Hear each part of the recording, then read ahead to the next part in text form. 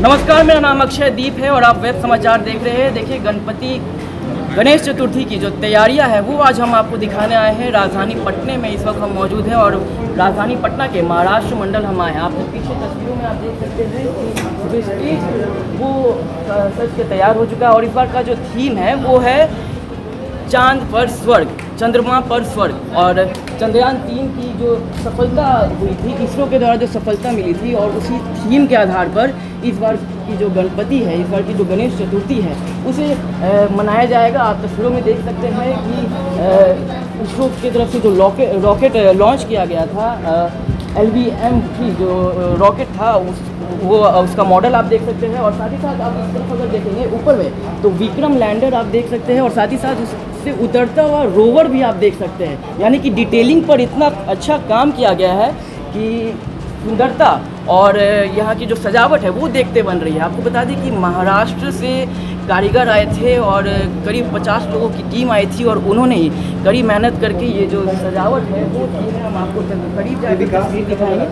आप स्टेज पर एक बार आए और इसका जो थीम है, स्टेज का जो थीम है वो कहीं ना कहीं अक्षरधाम के थीम पर भी लिया गया है और साथ ही साथ जो चंद्रयान 3 की जो सफलता हुई थी उसे भी अपनाया गया है। अक्षरधाम मंदिर के जो अंदर गर्भगृह की जो रूप है उस रूप को यहाँ पे महाराष्ट्र मंडल के द्वारा लिया गया है। और स्टेज आप देख सकते हैं, स्टेज बनकर तैयार हो गया है और आज शाम में कुछ ही देर में गणपति बप्पा यहाँ पे विराजने वाले हैं। गणपति बप्पा की जो मूर्ति है वो महाराष्ट्र से बनकर आ चुकी है। लाल बाग के राजा के आधार पर उस मूर्ति को तैयार किया गया है। करीब 7 फीट की ऊंचाई है उस मूर्ति की भी दर्शन हम आपको कराएंगे। पर उससे पहले हम आपको यहाँ के जो कमेटी मेंबर है, जो सचिव और उप सचिव यहाँ मौजूद हैं, हम उनसे आपसे बात कराएंगे और साथ ही साथ उन कार्यक्रम के बारे में भी आपको जानकारी दे देंगे कि जो 7 दिनों का जो कार्यक्रम होने वाला है उसमें क्या कुछ खास होने वाला है। आपका नाम क्या होगा? मेरा नाम मल्लिकार्जुन आर्ले है, मैं महाराष्ट्र मंडल का सदस्य। क्या कुछ खास होने वाला है? क्योंकि सुंदरता तो देखने में बन रही है। चंद्रयान 3 की जो विज़न थी, जो मिशन थी, उसे अपनाया गया है, उसकी सफलता को दिखाया जा रहा है। और इन 7 दिनों में और क्या कुछ होने वाला है? जी, सबसे पहले तो मैं सभी बिहारवासी को गणेश चतुर्थी की बधाई देता हूँ जी। और खास जैसे सजावट जो की है, हर साल लाल बाग के राजा की जो सजावट होती है जी, तो इस साल अगर वहाँ पर ये है तो अगले साल यहाँ पर सजावट इस तरह से करते हैं। और इसरो ने जो कारनामा किया है, जो लाल बाग का हाँ, वही इस बार यहाँ पटना में इस तरह से हम लोग थीम को, यानी इस बार जो लाल बाग में तैयारी वहाँ का जो थीम रहेगा वो अगले साल यहाँ पर। जी, बिल्कुल बिल्कुल आप सही कह रहे हैं। और जो इसरो का जो इस बार का जो कार्यक्रम हुआ, जो चंद्रयान 3 के रूप में, और जो सफल हुआ जी, और पूरी दुनिया में वाहवाही हुई, तो ये हमारे भारत के लिए गर्व की बात है।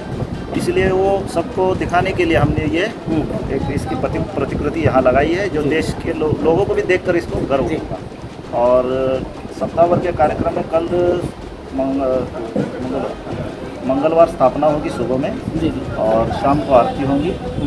और काफ़ी सहयोग काफ़ी अच्छा बन रहा है क्योंकि मंगल मूर्ति की जो पूजा है वो मंगलवार को ही पड़ने वाली है। जी, बिल्कुल सही कह रहे हैं। मंगल मूर्ति की मंगलवार को पड़ रही है और बहुत धूमधाम से सुबह में पूजा होगी। मंडल के सदस्य बारी बारी से यजमान के रूप में सुबह शाम आरती के लिए आएंगे, पूजा होगी, फिर आरती होगी। और शुक्रवार के दिन 21 तारीख को स्त्रियों का जो अपने सुहाग के लिए मंगल कामनाएं करती है और भगवान गणपति और माता गौरी से प्रार्थना करती है कि हमारे सुहाग की उम्र लंबी हो। और 7 जी हल्दी कुमकुम का कार्यक्रम होता है। और 24 तारीख को इतवार के दिन, रविवार आएगा, उस दिन हम यहाँ राज्यपाल का आगमन है और उन्होंने लगभग 4 घंटे का टाइम भी दिया है मंडल के लिए। और कुछ कार्यक्रम? हाँ जी, सांस्कृतिक कार्यक्रम होंगे और कुछ लोकगीत महाराष्ट्र के और कुछ हिंदी भी लोकगीत प्रस्तुत किए जाएंगे। जी, उम्मीद करते हैं कि लावनी देखने को मिले। अब जो कलाकारों के ऊपर है उन्होंने क्या क्या मतलब थीम उन्होंने बनाई है। इधर महिला सशक्तिकरण को भी काफ़ी जोर दिया गया है। जी, बिल्कुल। इसीलिए हमने महाराष्ट्र मंडल में एक महिला कमेटी बनाई है अलग से। और उनकी जो अध्यक्ष है माननीय तेजस्विनी कपिल सिरसाट, उनको बनाया गया। खबर मिली है कि 50 महिलाओं की जो टीम बनाई गई है वो आने वाले केंद्र बना हुआ है। बिल्कुल। आपका क्या नाम है? उत्साह कितना है इस बार गणपति जो आ रहे हैं? बहुत उत्साह है। क्या कुछ खास और कुछ होने वाला है जो आप जानकारी दे सकते हैं? हाँ अलग जी, उत्साह काफ़ी देखने को मिला। कितने लोगों की आने की अनुमान किया जा रहा है कि भीड़ कितने यहाँ पे? काफ़ी भीड़ होता है। 15 से 2000। सिक्योरिटी का क्या कुछ तैयारी किया गया, सुरक्षा के प्राइवेट गार्ड है। हाँ, पीछे तस्वीरों में आप गणपति की मूर्ति भी देख सकते हैं। चलिए चलते चलते बात करेंगे और मूर्ति के बारे में कुछ जानकारी लेंगे। खबर है कि 30 लाख का मुकुट इस बार गणपति बप्पा के सर पे विराजने वाला है। जी बिल्कुल विराजने वाला है। हर साल ये मुकुट रहता ही है और हम लोग हर साल और ज़्यादा बेहतर उसमें करें, ये हर साल हम कुछ करते जाते हैं बेहतर उसमें और अच्छा, मतलब जितना सुंदर दिखने के लिए हो और सजावट जितनी खूबसूरत हो हम करते हैं। 5.5 फीट की मूर्ति की ऊंचाई है। हाँ, और स्टेज पे जाने के बाद जाने के बाद लगभग ये 8 फीट तक ऊंचाई हो जाती है। जी, और इस बार विशेष तौर पर जैसे देखिएगा हर साल जो होता है वो कपड़ा अलग से नहीं होता है। हाँ, जो मूर्ति में ही डिज़ाइन बनी हो रही है, इस बार देखिए अलग से पीताम्बर लगाया गया है, पूरा ये कपड़ा उसका अलग से सजावट दी गई है। और जो जवाहरात का जो ये जो काम किया गया है, हीरे मोतियों का जो काम ये हुआ हीरे है। मोती के जी जी बिल्कुल। अच्छा, ये हीरा जी जी, ये काम किया बहुत सुंदर लग रहा है देखने में। बिल्कुल लाइट बनने हाँ, देखते बन रही जी है। बिल्कुल बिल्कुल। अभी मुकुट अभी इन्हें नहीं पहना है। जी नहीं पाता है, मुकुट कब ये कल स्थापना के समय कल स्थापित जी। होगा। अब तस्वीरों में देखिए गणेश बप्पा की मूर्ति है। गणेश पुराण के अनुसार गणपति के कुल 108 नाम है।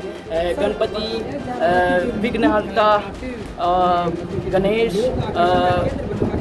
गणपति यानी कि देवों के स्वामी, ये उपाधि उन्हें दिया गया था। गणपति, अगर आप गणेश पुराण के बारे में अगर पढ़ेंगे तो ऐसी कई कहानियाँ आपको जानने को मिलेंगी जो कि काफ़ी रोचक है और कहीं ना कहीं साइंस के आधार पर भी काफ़ी कुछ सीखने को मिलता है। आपको याद होगा कि जब महाभारत का युद्ध खत्म हो गया था तो महर्षि वेद व्यास ने महाभारत लिखना चाहा था और उन्हें एक ऐसे लेखक की तलाश थी जो उनके स्पीड को माप सके और लगातार वो बोलते भी रहे और वो रुके भी नहीं। और इस संसार में ये काम सिर्फ और सिर्फ गणपति ही कर सकते थे, गणेश जी ही कर सकते थे।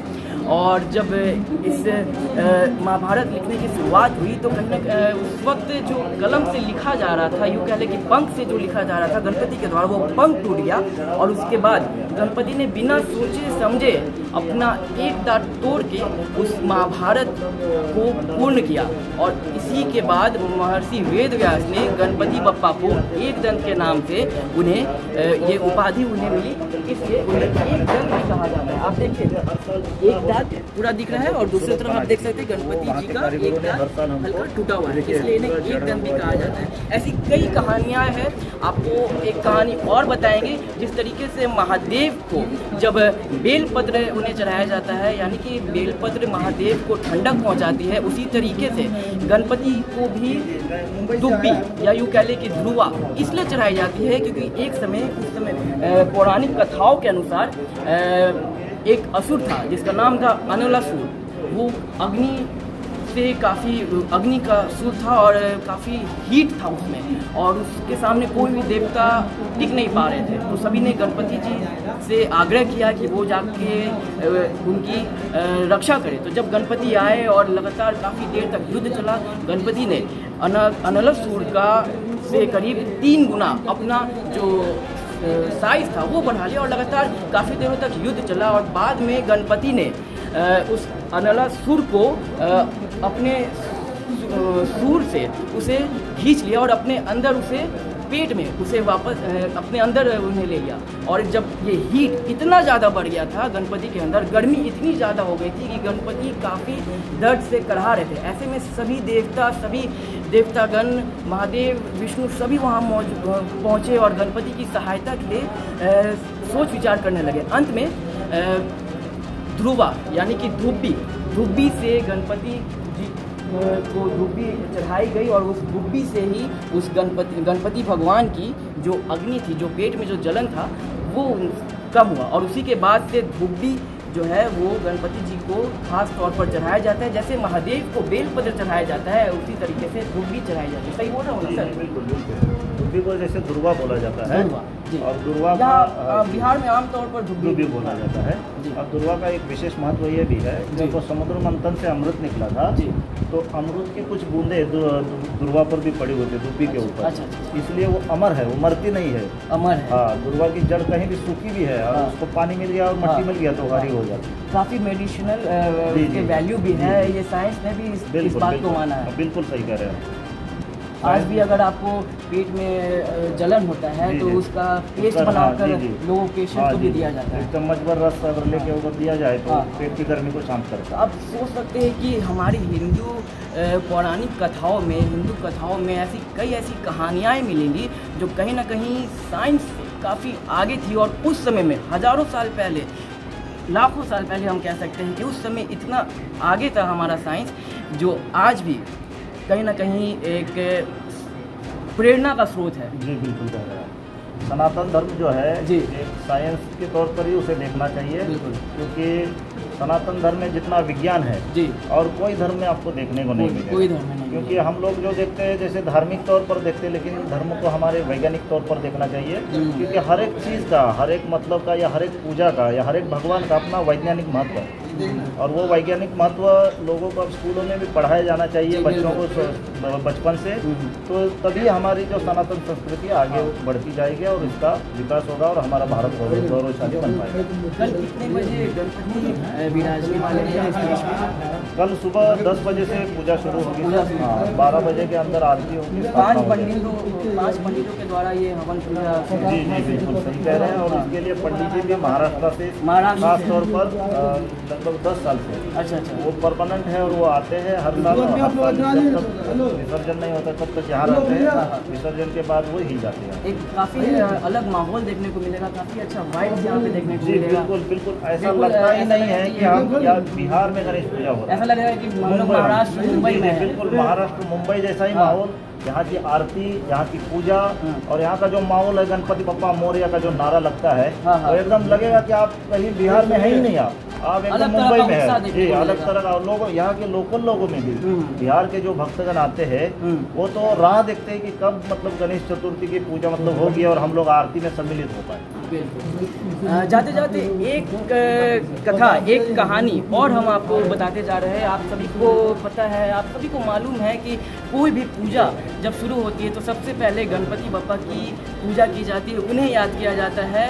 क्योंकि एक समय में गणपति बप्पा और उनके भाई कार्तिकेय के बीच एक यूँ कह लें कि तनातनी भाई में तो अक्सर देखने को मिलता है। तो उन दोनों में एक बहस छिड़ गई कि कौन ज़्यादा ताकतवर है।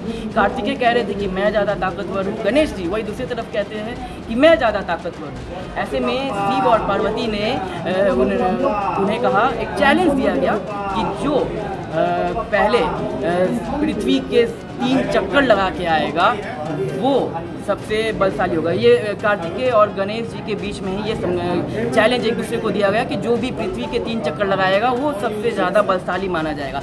ऐसे में कार्तिकेय जी तो अपने मयूर वाहन पे, मोर वाहन पे बैठ के वो तो निकल पड़े और उनकी गति काफ़ी तेज़ थी कि बिजली से भी तेज़, हवा से भी काफ़ी तेज़ वो निकल पड़े। और गणपति जी थोड़ी देर तक वहीं पर रहे। कार्तिकेय जहाँ जहाँ जा रहे थे, चाहे वो नॉर्थ पोल हो, साउथ पोल हो, रेगिस्तान हो, हर जगह उन्हें मूसक के पैरों के निशान दिख रहे थे। ऐसे में वो काफ़ी अचंभे हुए कि ये क्या हो रहा है, बार बार वो सोच रहे थे। और जब वो वापस लौट के आते हैं तो देखते हैं कि गणपति जी वहीं पे बैठे रहे और शिव और पार्वती ने ऐलान किया कि गणपति जीत गए। दरअसल बात ये थी कि गणपति जी ने अपनी बुद्धि का उदाहरण देते हुए शिव पार्वती के ही 3 चक्कर लगा लिए और उन्होंने कहा कि हमारे लिए तो समस्त संसार यही है, यानी कि माता और पिता ही संसार है। और उसके बाद महादेव ने उन्हें आशीर्वाद दिया कि जब भी कोई भी पूजा होगी, कहीं भी किसी भी तरह का पूजा होगा, चाहे वो शादी हो, मुंडन हो या फिर घर में किसी भी तरह की कोई भी पूजा हो, शाम की आरती ही क्यों ना हो, तो हम सबसे पहले गणपति जी को याद करते हैं। ओम गण गणपते नमः, ये जो मंत्र है ये सबसे पहले किया जाता है। ऐसे में इस कथा से आप समझ सकते हैं कि गणपति बप्पा को बुद्धि का देवता क्यों कहा जाता है। ऐसी कई कहानियाँ हैं। जब आप गणेश पुराण पढ़ेंगे, जब आप गणपति जी को को और ज़्यादा जानेंगे तो काफ़ी कुछ सीखने को मिलेगा जो हम अपने निजी जीवन में अपना सकते हैं। और कहीं ना कहीं एक हैप्पीनेस, गणपति पापा की जो सिंबल है, जो सिग्निफिकेंस है, वो कहीं ना कहीं खुशी का भी है।